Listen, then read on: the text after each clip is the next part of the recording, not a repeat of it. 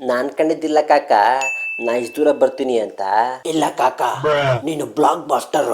ನೀನು ಗೇಮ್ ಗೆಲ್ಬೇಕು ಅಥವಾ ಕಪ್ ಗೆಲ್ಬೇಕು ಅಂತ ಆಡಿಲ್ಲ. ನೀನು ಆಟನ ಮಜಾ ಮಾಡ್ಕೊಂಡು ಎಂಜಾಯ್ ಮಾಡಿದೆ ಅಷ್ಟೇ. ನಾ ಬಿಗ್ ಬಾಸ್ ಕಪ್ ಯಾವಾಗ ಗೆದ್ದು ಬಿಟ್ಟೆ.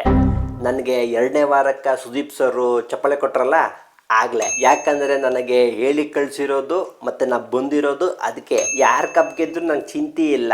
ಇಲ್ಲಿ ಕಲ್ತಿರೋ ಪಾಠನ ತಲೆಯಾಗಿಟ್ಕೊಂಡು ಹೋದ್ರೆ ಜೀವನದಾಗ ಗೆಲ್ತಾರೆ. ಏಯ್, ಫಿನಾಲೆಗೆ ಬಂದು ಇಷ್ಟು ಬೇಜಾರಾಗಿ ತಣ್ಣಗಾಗಿ ನೀರಾಗಿ ಸಪ್ಪೆ ಆಗಿದ್ದೀರಾ. ಸ್ವಲ್ಪ ಜೋಶ್ ಕೊಡಿ.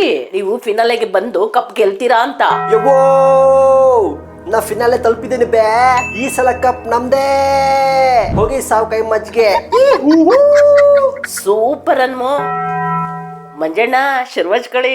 ಬಿಗ್ ಬಾಸ್, ನಾನು ಮಂಜು, ಉಗ್ರ ಮಂಜು, ಮ್ಯಾಕ್ಸ್ ಮಂಜು, ಮ್ಯಾಕ್ಸಿಮಮ್ ಮಾಸ್.